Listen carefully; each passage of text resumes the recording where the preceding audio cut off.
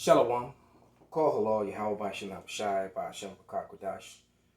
Double honors unto the apostles and the elders. Salutations to all my fellow laborers doing this work in truth and sincerity, risking their lives and their freedom to do so now more so than ever.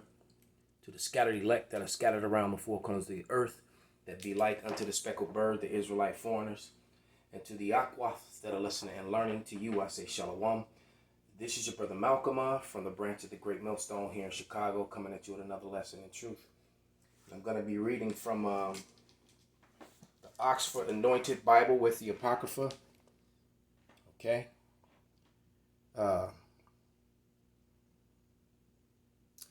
It's a study Bible, which is very revealing and very good information. And I've been watching this show called Midnight Mass. And it's actually been pretty interesting. And it just goes to show you the wickedness of the Catholic Church. It is beyond wicked, and there's nothing holy or righteous about it. That's why they help push the pseudoscience and and everything else that they do that's against the Bible. And and it's funny how the priest in this is quoting scriptures. They've got nothing to do with the masses of people. It only has to do with the children of Israel. And this scene, I turned down the sound. Also, before I even begin, let me pull this up. I want to read something for YouTube. I already cut a video in the midst of my recording it earlier, but this is a copyright disclaimer under Section 107 of the Copyright Act of 1976. Allowance is made for fair use for purposes such as criticism, comment, news, reporting, teaching, scholarship, education, and research. Fair use is permitted by copyright statute that might otherwise be infringing. So I'm profiting from this, nothing. I'm making zero profit from this. I do not own this.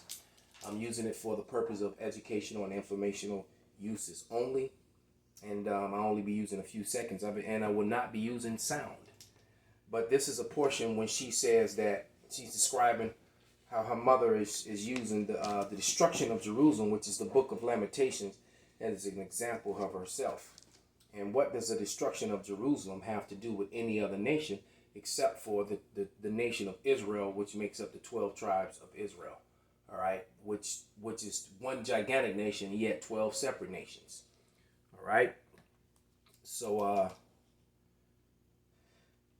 as a matter of fact, yeah, let's just let it play. And the caption is on.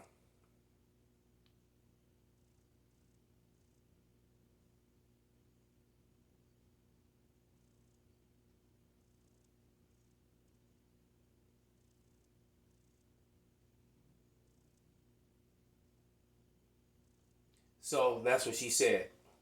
A special kind of self-pity to identify with the destruction of Jerusalem. Well, there's some very important information in the book of Lamentations, as in all the Bible, especially in the 4th chapter, because it identifies the destruction of Jerusalem was done by the Edomites.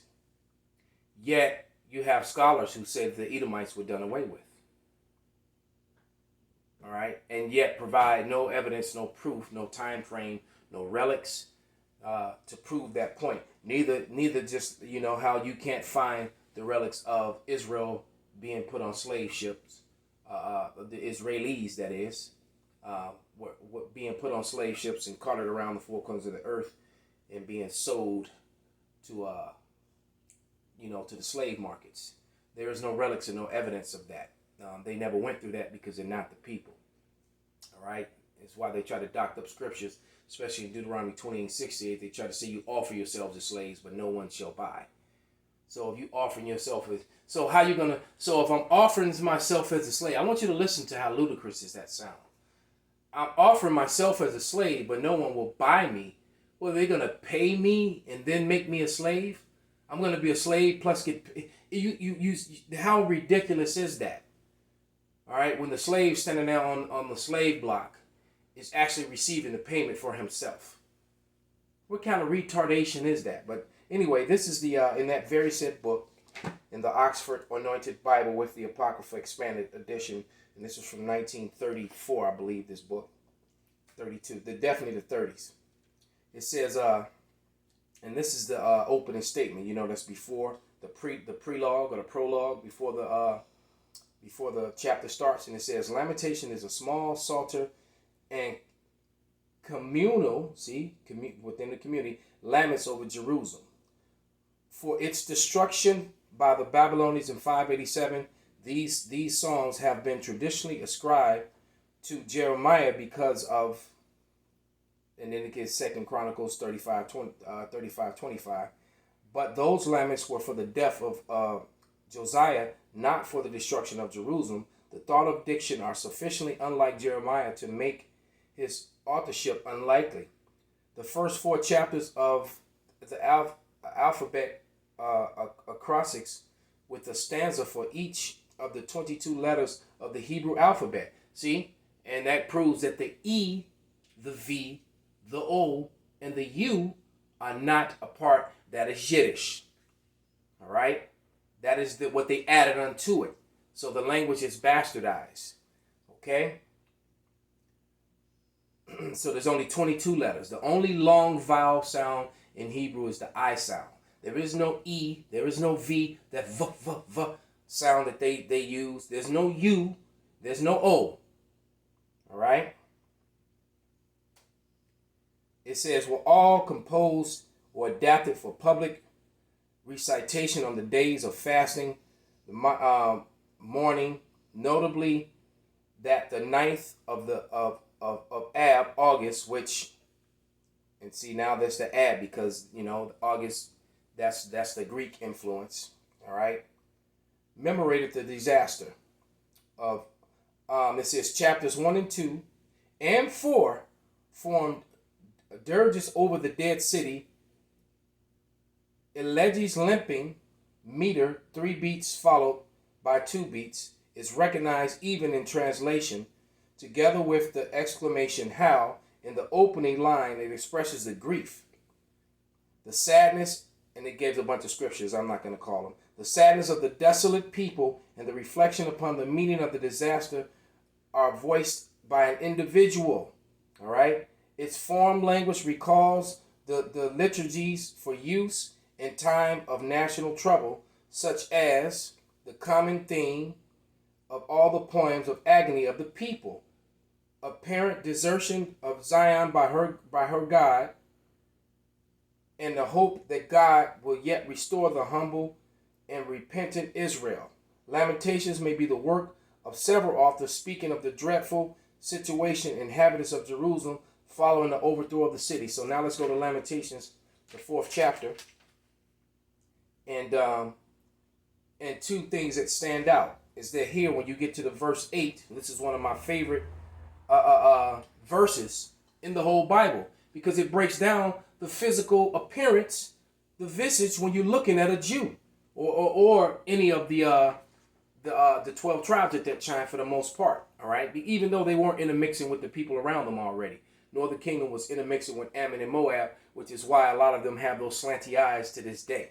All right, but nevertheless, it says, now their visage is blacker than soot. They are not recognized in the street. Their skin is shriveled upon their bones. It has become as dry as wood. So Jake get ashy. You know how Jake get ashy? They get kind of, they get that white like film over their skin, but yet the skin underneath is very dark. So it just described the physical appearance of a Jew. Yet you still got people who want to push this Israeli lie, okay? And when you look up the definition of Israeli, it tells you that it is a modern citizen of Israel, not to be confused with the ancient Israelites, all right? Now in that same said chapter, you jump up to verse 21, and it reads, oh, 3, I need to be in 4. I went back, not forward. This is Lamentation 4 and 21, and it reads, rejoice and be glad, O daughter of Edom. See, Edom had a lot to do with the destruction. Okay? They played a role. All right? And who sacked Jerusalem? Rome. So that lines up with the book, The Kingdom of the Edomite, 1853, by I forget his name now. That it proves that the Romans were indeed Edomites. Okay, it says, "Rejoice and be glad, O daughter of Edom, dweller in the land of Uz." See, it reads a little bit differently from the King James. "Rejoice and be glad, O daughter of Edom, dweller in the land of Uz. But to you also the cup shall pass. You shall become drunk and strip yourself bare. The punishment of your iniquity, O daughter of Zion, is accomplished. He will keep you in exile." And just like it says, "O daughter of Zion," the same way it says about the daughter of Babylon. So it's talking about their descendants in the future. All right. "O daughter of Edom, he will punish, he will uncover your sin." So Edom is revealed. His kingdom is falling apart. He is exposed, and he is a liar, a murderer, and Call Halal Yahweh Bashan Abashai Bashem Rakakadash Wa Ababa Bal Kwam Yasharala.